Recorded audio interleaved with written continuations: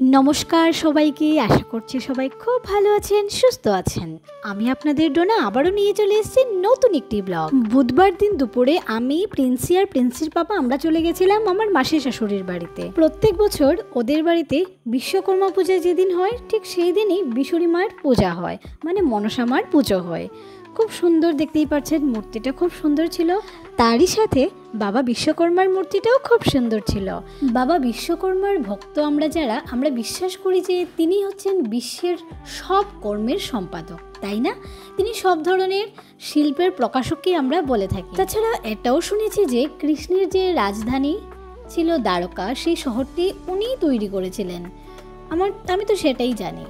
তাছাড়া আরও জানি, যেমন রামায়ণে আমরা পেয়েছি, যেমন লঙ্কার যে রাবণের যে লঙ্কা যেটা ছিল, লঙ্কা নগরটা যেটা, সেটা উনি তৈরি করেছেন। তারপর পাণ্ডবদের যে মায়া সভা যেটা ছিল সেটাও উনি তৈরি করেছিলেন। তারপর এটাও রামায়ণে আমি যখন পড়েছিলাম তখন পেয়েছি যে ব্রহ্মার যে একটা পুষ্পক রথ যেটা ছিল সেটা উনি তৈরি করেছিলেন। আরও অনেক অনেক জিনিস তৈরি করেছিলেন। তাছাড়াও শুনেছি যেমন শিবের যে ত্রিশূল, তারপর বিষ্ণুর যে সুদর্শন চক্র যেটা, সেটা উনি তৈরি করেছিলেন।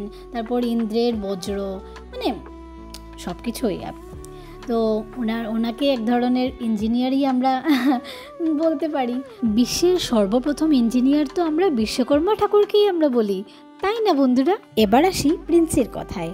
ও যে ফ্রকটি পরেছে, এই ফ্রকটি জানেন ওর মাম দিয়েছে, মানে আমার ছোট বোন দিয়েছে পুজোতে পরার জন্য।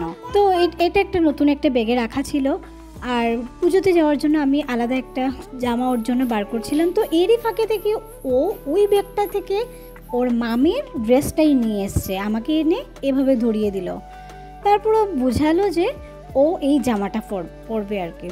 তো কি করা এখন, ও নিজের থেকেই বলছে আই থিঙ্ক খুব ভালো লেগেছে, তাই তো বললো। সাজুগুজু করা দুই সুন্দরী হচ্ছে আমার ননদিনী। তো সবার সাথে গল্প গুজব করে তারপর খাওয়া দাওয়া করে আমরা চলে এলাম। তো কেমন লাগলো ভিডিওটি আপনারা জানাবেন। সবাই ভালো থাকবেন, সুস্থ থাকবেন। দেখা হচ্ছে পরবর্তী ব্লগে। Ta-ta, by.